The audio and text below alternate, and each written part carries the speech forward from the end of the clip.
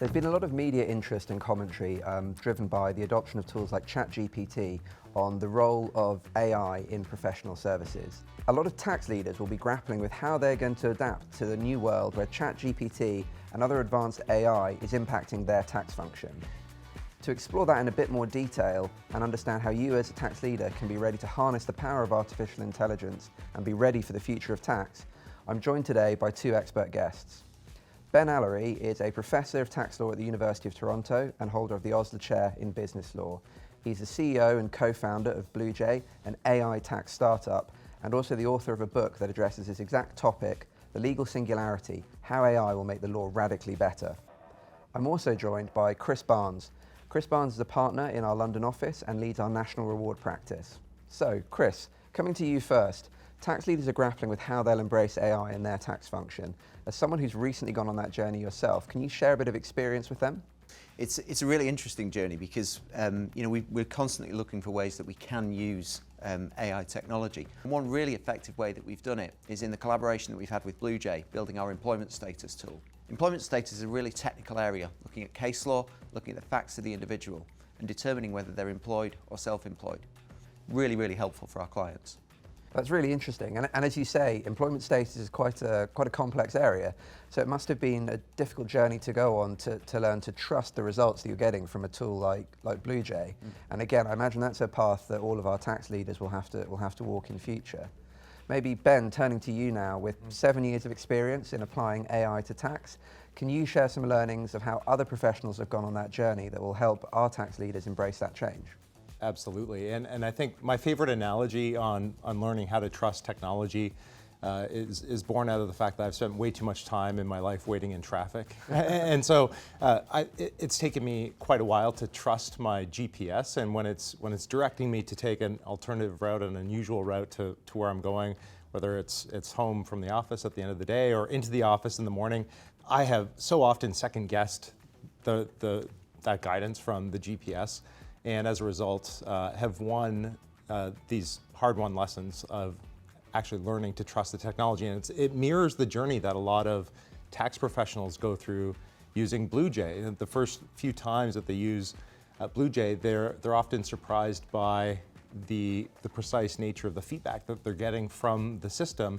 And it takes a little bit of time and effort to figure out what's driving that guidance coming out of the system. But eventually they do get there. They learn how to trust, but they first need to feel a little bit open to being professionally vulnerable in order to get there, just like I've been taught to be professionally vulnerable behind the wheel of my car.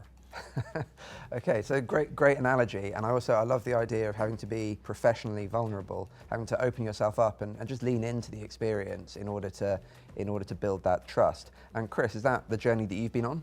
Very much so. It's a big leap of faith, and but I look at it as quite similar to every year we take in new graduates, we take in school leavers, and these guys don't have really any experience around the tax world, but they learn it through client experience, through study. BlueJay is just another example of that, but on a massively accelerated basis. Okay, so we've compared BlueJay to GPS in your car. Now we're comparing it to a super fast graduate student. But it sounds really good to be able to accelerate the adoption of that knowledge into the business. But Ben, what would you say the most kind of unexpected benefit of a tool like BlueJay's been? I used to spend a lot of time going to offices pre-pandemic, and things haven't quite opened up yet, again, in the same way. But go to offices, law offices, and show groups of individuals about BlueJay. And I would start by displaying a scenario on the screen in the office of these big law firms, and I would unfairly go around the room and say, how would you analyze this scenario? And I'd start with an income versus capital kind of question, something very important and fundamental, and just gauge their intuitions about how this situation would get analyzed. One time, it went around the room, it landed on the managing partner of the tax group, and the managing partner of the tax group was a tax planner, a transactional tax lawyer, and he said, oh, this is going to go capital, and I'm very confident, 80% or more confident that it's going to be capital. I got to the head litigator at the firm. He said, I profoundly disagree with my colleague. I think it's going to be I think it's going to be income. I'm very, very confident. We then ran it through BlueJ, and BlueJ said, oh, it's going to be income, and it's 80% likely it's going to be characterized as income rather than capital. And it was so interesting that there were such a variety of perspectives on the question, and it was only traveling back to the airport, and I was in the taxi on the way back to the airport, that I connected the dots that it's likely because the litigators get constant feedback from the courts. And if you're planning, you just don't get that feedback for many years, if ever, in a lot of situations. And so I think using BlueJ to get feedback to test positions in the comfort of your office, where the stakes are very low and you have the time to test different scenarios and to educate yourself about the likely implications of different mixtures of fact is actually very, very helpful for tax professionals, and it's something that has been surprising to me as we've gone through this process at BlueJ over the years. So we could almost knit those 2 points together, and actually a tool like artificial intelligence might actually provide that instant feedback that helps our graduates get up to speed that much quicker than they already do, which would be a really interesting application of the technology. But we are getting into maybe slightly scary territory where it sounds like BlueJ was more technically accurate than a person. And so Chris, maybe coming to you and thinking about, if that is the case, what's the role of the tax professional? Yeah, I sometimes ask myself that, but I think we're safe for now. I mean, the right factual answer is one very important part of our role, but understanding that in the context of the client's experiences, past experiences, the client's needs, and actually how they're going to receive that advice becomes really important for us as tax professionals. It's that emotional connection and the way in which we deliver our advice, particularly in the field of advice relating to employees, a very emotive area, that I think our role is going to continue to have a role. And it's the area I probably enjoy most from my job, to be honest, as well. That's really interesting. So not only can we accelerate the teaching of our graduates, but also actually it's freeing you up to do the part of your role that you enjoy the most. And the advice for tax leaders would probably be embrace the benefits that artificial intelligence can bring, but keep a firm eye on the fact that there is still a very human role to be played in the process, and that's equally valuable. For now. For now.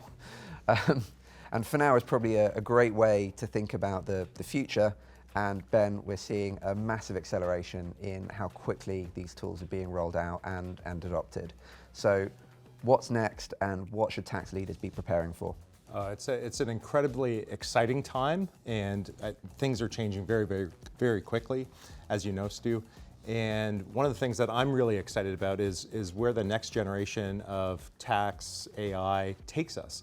We started 7 years ago with building issue-by-issue tax predictors, and this is the nature of the predictor that we built with KPMG here for employee status. But these new technologies, ChatGPT, large language models, make possible training a system to answer virtually any tax question and having a conversational experience with a tax-trained AI in order to get insight into virtually any question. And so this is what we're working on at BlueJ now. We're calling it Ask BlueJ, and I'm very excited about where this takes us in the years ahead. Okay, so maybe to sum up though, it sounds like AI's here. Tax leaders need to lean in and embrace the change and be ready for how that's going to be adopted in their tax function, but they need to keep an eye on the human element in the process, which does remain and is critically important. That's been a really interesting discussion. Thank you both very much for joining me.